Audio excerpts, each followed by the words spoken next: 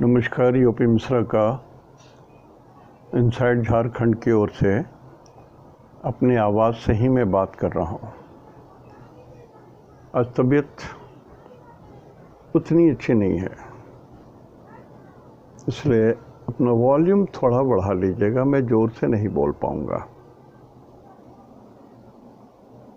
Apparently there is no problem, but it seems lack of energy. चलने में बोलने में थोड़ी सी सुस्ती नज़र आ रही है और बहुत दिन हो गया, 3-4 दिन हो गया मिथुन राशि में ही अटक गया था। कर्क राशि के बारे में बोलना ही है। तो एक बात बता रहा हूँ, लोग बोलते हैं कि आप रेमेडियल्स नहीं बोलते हैं, केतु के बारे में नहीं बोलते हैं। सर, रेमेडियल्स बहुत छोटी चीज़ होती है।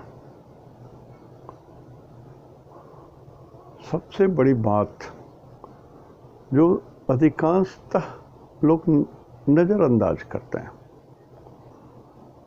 कुल देवी या कुल देवता। आपके कुल का मतलब आपके पिताजी, पिताजी के भाई, बुआ जी, पूरे आपके ख़ानदान में जितने लोग हैं, चाचा हैं और भी हैं, जितने लोग हैं, सब जितने गोत्र के ब्लड रिलेशन में आ जाते हैं, सभी तो एक कुल देवता, एक कुल देवी के अधीन में होते हैं। तो यदि आपको कुछ रेमेडियल समझ में ना आता हो तो अपने कुल देवता का ध्यान करके प्रार्थना कीजिए उनको। सिंपल प्रेयर कि भगवान में कोई पंडित तो हो नहीं, ज्ञानी तो हो नहीं, बस आप ही तो हमारे कुल के आधार हो। कृपा करो, त्राहि माम त्राहि माम त्राहि माम परमेश्वर, त्राहि वयम परमेश्वर, त्राहि वयम परमेश्वरी। जो भी हो, परमेश्वर या परमेश्वर। In absence of the God whom you believe, if you don't know who is your Ishta Devata, you don't know what is the remedials, अपने कुल देवी या कुल देवता के शरण में पहले तो चले जाइए। ठीक है। और कोई भी ग्रह जो आपकी कुंडली में की प्लैनेट है, खास करके वो प्लैनेट जो 9th लॉर्ड है, नवमेश है, if the Navamesh is strong or the strongest, he is your Ishta Devata. वो जिनको रिप्रेजेंट करेंगे, जिस भगवान को 9th लॉर्ड रिप्रेजेंट करेंगे, वो ध्यान दे दीजिए। और कोई भी ऐसे ग्रह जो बहुत बलवान हैं पर सप्तम दृष्टि से, पंचम दृष्टि से, नवम दृष्टि से, अष्टम दृष्टि से, चतुर्थ दृष्टि से कैसे भी नवम हाउस को देखते हैं, दृष्टिपात करते हैं और बली है, शुभ है, तो वो भी आपके इष्ट देवता हो सकते हैं। तो बहुत सारी विधियां हैं। इस छोटे से एपिसोड में इन सब चीज़ों को नहीं बताया जा सकता है। और मैंने वीडियो डाली हुई है इस पर बहुत सारी, प्लीज़ थोड़ा देख लीजिएगा उसको। आज मैं जो रेमेडियल्स बता रहा हूँ वो राहु के लिए बता रहा हूँ। राहु को आप पूजेंगे तो राहु प्रसन्न होंगे, और यदि राहु अनिष्टकारी हो गए हैं तो अनिष्ट कम करेंगे। So the best thing is to worship and pray. सभी लोग प्रार्थना करते हैं, हर धर्म के लोग प्रार्थना करते हैं, और prayer is the supreme thing. जो आपके हृदय से भगवान के प्रति उद्गार निकलता है, उसको प्रार्थना बोलिए, उसको मंत्र बोलिए, उसको पाठ बोलिए। It is up to you.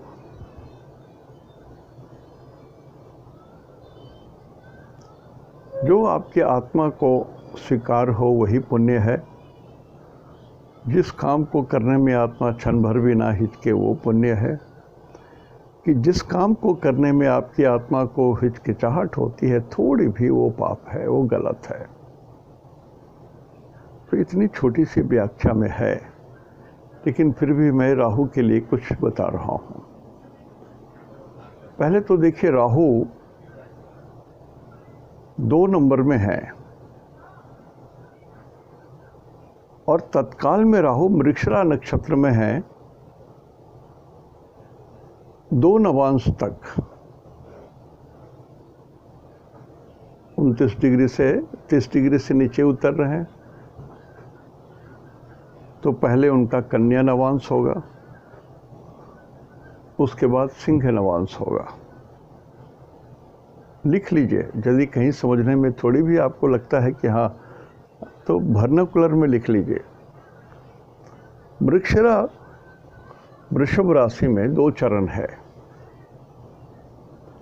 और पहला चरण में नवांश आएगा 6 कन्या। ये छठा नवांश, राहु अंधे होते हैं 6 में,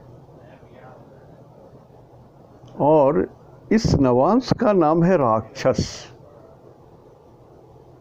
मृगशिरा का पहला, वृषभ राशि में जो पहला नक्षत्र है वो राक्षस नवांश कहलाएगा, तो थोड़ा कष्ट दे सकते हैं। उसके बाद जब 5 नंबर में आएंगे, नेक्स्ट नवांश जो होगा इनका, और नर नवांश है। नर नवांश में या लियो में या सिंह नवांश में जब पहुंचेंगे तो ये सक्सेस देते हैं, ये सक्सेस देते हैं। और कन्या नवांश में जब रहते हैं ये राहु, तो नेता पैदा करते हैं या लोगों को नेता बनाते हैं। झूठ या सच, अशुद्ध भाषा बोलने वाले, छल कपट करने वाले भी नेता, ऐसे भी नेता बनाते हैं। राहु इसमें अंधे होते हैं। अंधा मतलब, अंधा क्या है? बेचारा ठीक से देख नहीं पाता है, किधर जाना है, कभी ठोकर लग जाती है। तो ज्ञान अंधा, ज्ञान अंधा हो जाता है। तो राहु है मृगशिरा नक्षत्र में 2 नंबर में। तो 2 नंबर में उच्च के होते हैं, बोल चुका हूँ। 2 नंबर के स्वामी शुक्र होते हैं। तो राहु के डिस्पोजिटर, राहु के डिस्पोजिटर, जैसे यहाँ पर देखिए, मान लिया 5 नंबर में बुध है, मान लिया, एग्जैक्ट अभी नहीं है, वो 7 नंबर में है, से यहाँ पर बुध है, मान लिया 7 नंबर में बुध है। तो 7 नंबर तो शुक्र को बोलते हैं, तो शुक्र के पेट में बुध है, तो शुक्र को हम लोग बोलते हैं डिस्पोजिटर। तो Venus is dispositor of Mercury. तो वेनस में मर्क्यूरी का भी गुण आ गया। कोई भी ग्रह रहते हैं तो अपना गुणधर्म उसमें डालते हैं। ठीक उसी तरह से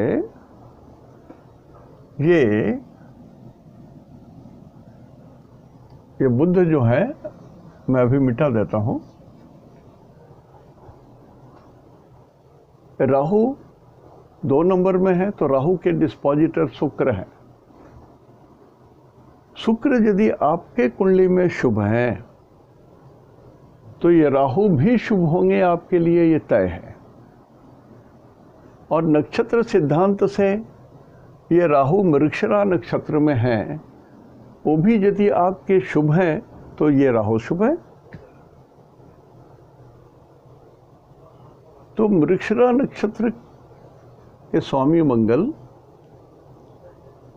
मृगशिरा नक्षत्र का स्वामी मंगल, इनके गोत्र होते हैं पुलस्थ। किसी कारण से बोला, नोट कर लीजिए। और मृगशिरा नक्षत्र के स्वामी होते हैं चंद्रमा। मृगशिरा नक्षत्र, इसके लॉर्ड होते हैं चंद्रमा। देवता हैं इनके। और जब राहु मृगशिरा नक्षत्र में कुछ नुकसान करने लगते हैं तो किनकी पूजा करनी है, ये मेन बात बता रहा हूं। राहु जब मृगशिरा नक्षत्र में हो, उच्च होते हैं जरूर, लेकिन मान लीजिए किसी भी कारण से आपके लिए शुभ नहीं हो रहे हैं, राशि के हिसाब से, नक्षत्र के हिसाब से, स्थिति के हिसाब से, तो पूजा किनकी करनी है, रेमेडियल्स क्या है? Then you have to worship mother Parvati. Parvati माता की पूजा कीजिए। पार्वती,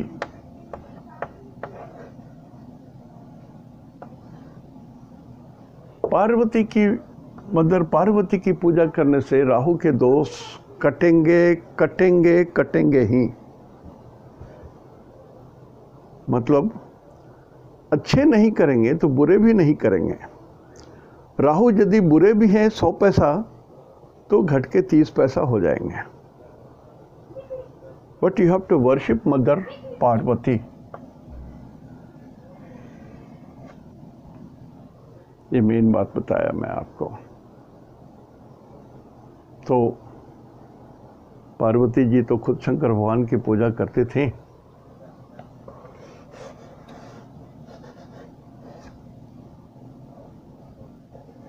तो आप जैसे जानते हो वैसा पूजा कीजिए। शंकर पार्वतीभ्याम नमः। ओम शंकर पार्वतीभ्याम नमः। अब देखिए, हरि की पूजा में जैसे होता है ना, एकादशी को जब हम लोग पूजा करते हैं, सत्यनारायण पूजा, तो भगवान नारायण को व्याप्त होता है ज़्यादा। माता थोड़ी सी गौण हो जाती हैं, पूरा न गौण नहीं होती, थोड़ी सी गौण हो जाती हैं। और जब पूर्णिमा को सत्यनारायण पूजा करते हैं तो माता जी प्रोमिनेंट हो जाती हैं, भगवान हरि थोड़ा सा गौण हो जाते हैं। हालांकि जैसे भी पूजा कीजिए, भगवान भगवान है, वो मिलेगा। उसी तरह से पार्वती जी की पूजा करने से राहु के द्वारा किए गए जो कष्ट हैं, अरिष्ट हैं, उसमें कमी आ सकती है। ओके। और ये वैलिड है अप टू जब तक ये मृगशिरा नक्षत्र में है। मृगशिरा नक्षत्र 23 तारीख से, 23 सितंबर से लेकर के प्लस 120 डेज रहेंगे। फिर आगे जब चंद्रमा पीछे चलते चलते राहु जब आगे चलेंगे तो मंगल से, तो फिर वो पहुंच जाएंगे चंद्रमा के नक्षत्र में, रोहिणी में।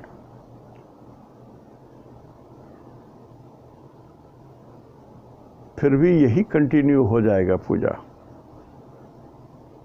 रोहिणी में भी रहेंगे तभी भी कंटिन्यू हो जाएगा पूरा।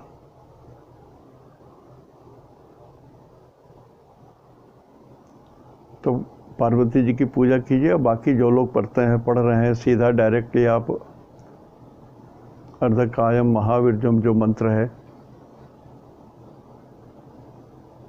वो जरूर पढ़िए, उससे भी रिमेडियल्स हो जाएगा आपका। दूसरा, एक मान के चलिए जो हमने कहा कि वृषभ का राशि राहु कुछ न कुछ सबको अच्छी भी देते हैं। जैसे उच्च के चंद्रमा 12 राशि को कुछ न कुछ तो देते हैं। Every coin has got 2 sides, this side and this side. आप आउटराइट रिजेक्ट नहीं कर सकते हैं कि ये ग्रह खराब है।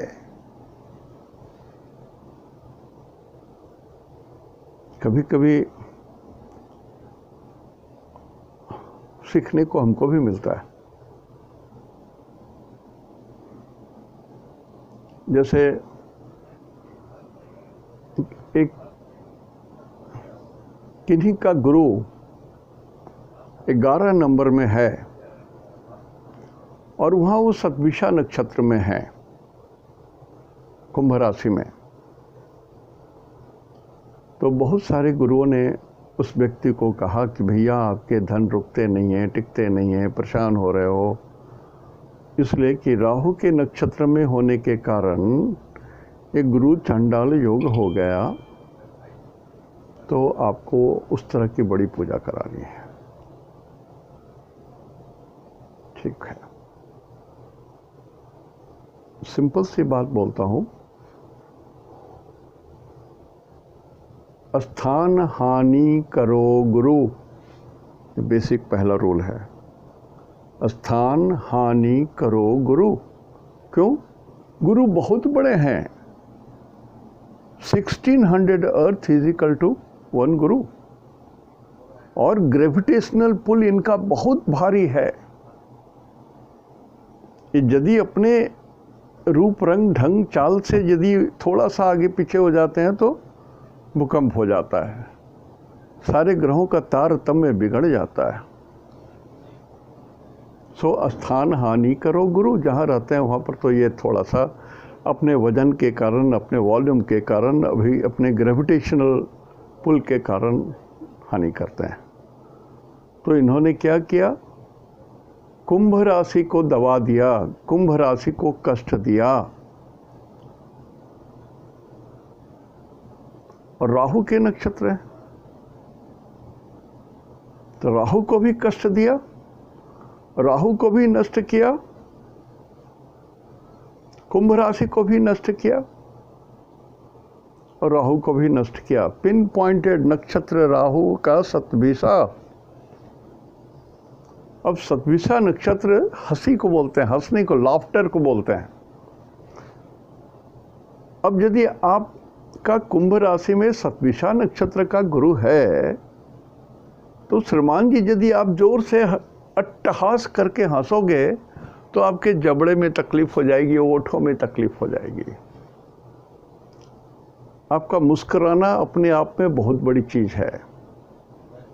आप मुस्कुरा के भी किसी से बोलोगे तो वो आपके प्रति आकर्षित हो जाएगा। और राहु को तो इन्होंने नष्ट कर दिया, शनि को भी इन्होंने दंड दे दिया।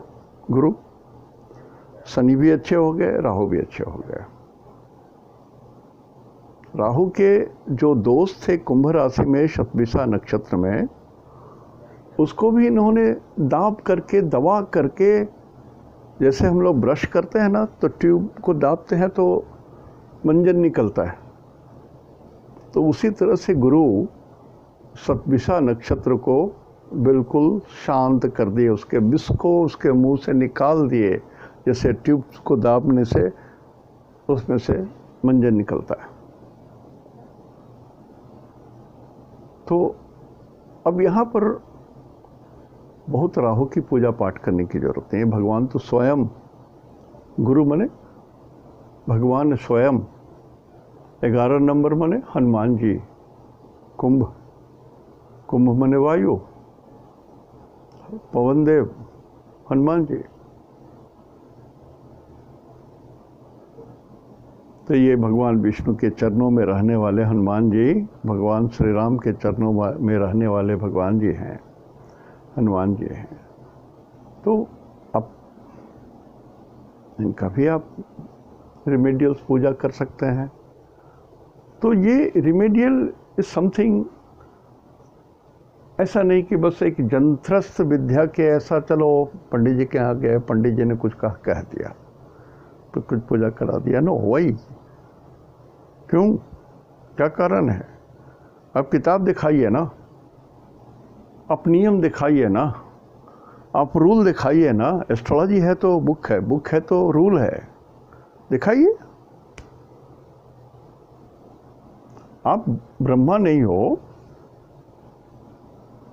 तो थोड़ा सा आप भी अपने बुद्धि का उपयोग कीजिए, तर्क का उपयोग कीजिए। तो ये जो हमने कहा कि ये ध्यान दीजिए। दूसरा बात हमने कहा कि राहु 9th हाउस में अशुभ होते हैं, चंद्रमा से 9th हाउस के राहु अशुभ, चंद्रमा से 5th हाउस के राहु अशुभ, चंद्रमा से 12वें घर के राहु अशुभ। उसको प्रधानता ज़्यादा दी गई है अशुभता के लिए। पॉजिटिव पॉइंट्स भी हैं, लेकिन इसमें अशुभता अधिक है। चंद्रमा से 9वें घर में राहु हो तो पहले डर लगता है कि भैया ये उल्टा पुल्टा काम करेगा तो ये तो लाल दरवाजे के अंदर चला जाएगा। कन्या, यहाँ पर सिंह राशि में चंद्रमा से 5th हाउस, सिंह राशि नहीं, चंद्रमा से 5th हाउस में यदि राहु है तो ये बहुत उपद्रव करेगा, इसलिए कि इनकी मति मारी जाएगी। 5th हाउस इज इंट्यूशन, ज्ञान, तो इनकी तो मति मारी जाएगी। राहु उल्टा कर देगा इनके मति को। राहु 5 नंबर में 5th हाउस, चंद्रमा से 5th हाउस, लगन से 5th हाउस, सूरज से 5th हाउस, ये पेट को इंडिकेट करेगा। काल पुरुष के अंग हो जाते हैं। अब राहु यहाँ पर आएंगे तो डाइजेस्टिव सिस्टम गड़बड़ कर देंगे, पेट फूलने लगेंगे, गैस के प्रॉब्लम होने लगेंगे, माताओं को गर्भ धारण करने में थोड़ी कष्ट होगी। तो ऐसे है। तो अब क्या करना है? अब इसमें जब चंद्रमा से 9th हाउस में राहु हो तो एट द सेम टाइम चंद्रमा से 6ठे घर में कोई ग्रह हो, सूरज, मंगल, बुध, गुरु, शुक्र, शनि। बुध बहुत इफेक्टिव नहीं होते हैं, लेकिन चंद्रमा से 6ठे यदि कोई ग्रह हो तो चंद्रमा से 9वें में जो नुकसान करने वाली स्थिति होता है राहु का, वो नहीं होगा। जो लोग सीख रहे हैं ना, एस्ट्रोलॉजी पर ध्यान दे रहे हैं, दोज हु आर लर्निंग, और जो लोग जानते हैं उनको रिफ्रेश हो जाएगा ये। तो छोटा सा नोट बना लीजिए। एक श्रीमान जी ने कहा कि मैं आपके पूरे के पूरे एपिसोड अब तक का हमने नोट बना लिया है। हमने उनसे विनम्र प्रार्थना किया कि आप जितने भी कॉपी बनाए हो, 5, 6, 7, 8 कॉपी में आपका पढ़ा होगा। विनम्र प्रार्थना है कि एक कॉपी हमको भी भेज सको तो अनुग्रहित होऊंगा मैं। कारण कि मैं अपनी उम्र और अवस्था के कारण अब संग्रह करने की क्षमता उतनी नहीं रह गई। आपके सामने बोल रहा हूँ, पहले ही कहा कि वॉइस थोड़ा ऊंचा, वॉल्यूम ऊंचा कर लीजिएगा, शरीर बहुत ठीक नहीं है। 3-4 दिन के बाद भी आया हूँ और मैं अपने को ग्लानि में डाले हुआ था कि मिथुन राशि तक बनाया और अभी भी बक कर रहा हूँ, बताया नहीं हूँ। तो चलिए पहले हम लोग कर्क राशि को ही समझ रहे हैं। कर्क राशि से राहु 11वें घर में हैं। कर्क राशि से 3रे घर में, 6ठे घर में, 11वें घर में राहु हो या चंद्रमा से हो, it is super duper very good period, very good Rahu. तो कर्क राशि वालों के लिए या वृषभ का तो ये तो 11th हाउस में पड़ गया। तो शायद 18 महीने तक जब तक राहु हैं तो कर्क राशि वालों को धन होगा, धन प्राप्ति होगी, ये तय है। जो विद्यार्थी हैं उनको ज्ञान की प्राप्ति होगी, ये भी सत्य है। जो साइंस के विद्यार्थी हैं उनका उत्तरोत्तर विकास होगा। जो लोग पॉल्यूशन की पढ़ाई कर रहे हैं उनके लिए एकदम सुअवसर है। जो लोग मेडिकल की पढ़ाई कर रहे होंगे आपके लिए भी ये टॉप क्लास का समय है। और हर क्षेत्र में, चाहे आप जिस क्षेत्र के हों, सक्सेस सक्सेस एंड सक्सेस। देखिए, मैं पहले भी बोल चुका हूँ, ब्राइट साइड भी है तो बैक साइड भी है। तो ये मत कहिएगा कि आपने कहा Mishra ji success success success success, लेकिन ये भी तो मिला हमको। हाँ, वो भी मिलेगा, नेगेटिव वाला भी कुछ मिलेगा। Every coin has got two sides. लेकिन आप यदि नापेंगे तो सक्सेस एकदम भारी होगा और कष्ट बहुत कम होगा। पल्ला ऊपर हो गया कष्ट का, कष्टारिष्टम घोर भयम कम हो जाएगा। जब भी प्रार्थना कीजिए तो मैंने एक शब्द बोल दिया, कष्टारिष्टम घोर भयम वारय,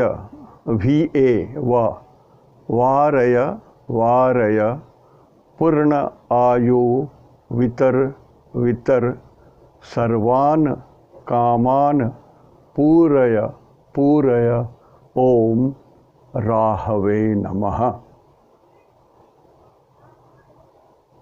पहले ही शुरू कीजिए, ओम राहवे नमः। कष्टारिष्टम घोर भयम वारय वारय पूर्णायु वितर वितर सर्वान कामान पूरय पूरय ह्रीम ओम, या ये नहीं भी बोले तो ओम रंग राहवे नमः, ओम रंग राहवे नमः। रंग जो है ये अग्नि का बोधक है। पंडित जी लोग यदि कुछ सुधार करना चाहें तो स्वागत है। मैं मंत्र शास्त्र में प्रवीण नहीं हूँ, लेकिन जो मैं करता हूँ तो पता है। तो पहले तो ये राहु टॉप क्लास का है, सक्सेस भी देगा, लेकिन एक प्रॉब्लम देगा बैक साइड। वो ये कि आपको हार्ड हियरिंग, हल्का सा बहरापन कर देगा। आपके सुनने का जो रेंज था बहुत दूर तक, एक पिन गिर गया तो सुनाई देता था, अब वो बात नहीं रहेगी। भले फिर यदि 18 महीने के बाद राहु निकल जाए तब फिर you will regain your hearing range. ये जो बोल रहा हूँ पुस्तकों में नहीं मिलेगा, कुछ पुस्तकों में मिल सकता है। अब क्यों? तो ये तो 11th हाउस है, ये तो कान है, ये कान है, ये कान है। This is left ear and this is right year. तो लेफ्ट ईयर में राहु है तो बाएं कान में सुनने की क्षमता थोड़ी घट सकती है। ऑपरेशन की जरूरत नहीं है, वेट, राहु को हट जाने दीजिए, फर्क पड़ जाएगा। तो एक ये भी है नेगेटिव पॉइंट। दूसरा कि हर आदमी जो विजातीय हो, मेरे इस शब्द से थोड़ा नाराज मत होइएगा। विजातीय, आजकल जाति प्रथा का उन्मूलन हो चुका है। विजातीय बोलने का मतलब जो जिस धर्म को आप पालन करते हैं उससे उल्टे धर्म को भी जो लोग पालन करते हैं, ऐसे लोग के द्वारा भी आपको बहुत अनुकूलता मिलेगी, फेवर मिलेगा, गेन मिलेगा, मदद मिलेगा। हो सकता है वो गॉडफादर हो जाए 18 महीने के लिए आपके, इसको भी ध्यान रखें। तो दूसरा कि देखिए राहु यहाँ है ना, तो यहाँ से तो 5th हाउस को, सप्तम भाव को तो देखेंगे ही, बाकी सारे दृष्टि को हम लोग इग्नोर करें, लेकिन 7th हाउस को तो ये देखेंगे ही ना। तो 7th हाउस को देखने के कारण ये पुत्र के लिए तो संकट पैदा करेंगे। और राहु यदि 11th हाउस में है तो 5th हाउस में तो केतु भी रहेंगे, तो ये एक समस्या रहेगी। तो उनको बोल रहा हूँ जिनके बच्चे को थोड़ी भी कुछ प्रॉब्लम है, चाहे वो इन्फेक्शन के जरिए हो या कष्टारिष्टम आघात हो या कुछ शारीरिक अक्षमता हो गई हो। जैसे मैं बोल रहा हूँ ना, मेरी एनर्जी अभी नहीं है, तो ये तो कुछ कमी हो गई ना। इसलिए हमने कहा कष्टारिष्टम घोर भयम, अत्यंत घोर भय हो, आपको लगे कि चारों ओर से काले काले बादल घेर लिए हैं और मेरा कोई उपाय नहीं दिख रहा है, तो पूजा कीजिए ना राहु का, भगवान राहु का, माता पार्वती का पूजा कीजिए ना। बादल छट जाएंगे और चांद निकलेगा उससे। इसलिए कोई भी मंत्र हो, आप किन्हीं भी देवता की पूजा करते हैं तो ये लाइन उसमें जोड़िए, कष्टारिष्टम घोर भयम वारय वारय पूर्णायुर वितर वितर सर्वान कामान पूरय पूरय। ओम रंग राहवे नमः, ओम श्री गणेशाय नमः, ओम नमः शिवाय, ओम महादेवाय नमः, ओम सुब्रमण्यम स्वामिये नमः।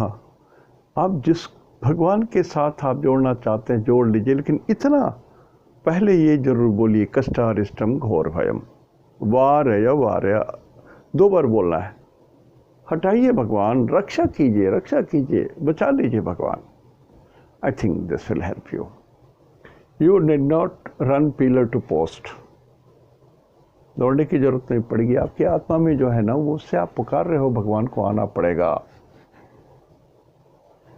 पड़ेगा भगवान को। वृंदावन से आना पड़ेगा, मथुरा से आना पड़ेगा, कहीं से भी आना पड़ेगा, आना ही पड़ेगा भगवान को। आप जब प्रार्थना करोगे ना, तो यदि आपके रोमांच हो गए ना, हेयर्स खड़े हो गए, रोमांच आ गया, पक्की बात बोलता हूँ, आपका संपर्क गॉड से हो गया। आपके पंडित जी का हो या ना हो, आपका संपर्क तो गॉड से हो गया। Please do it. थोड़ा और अब शॉर्ट कर रहा हूं।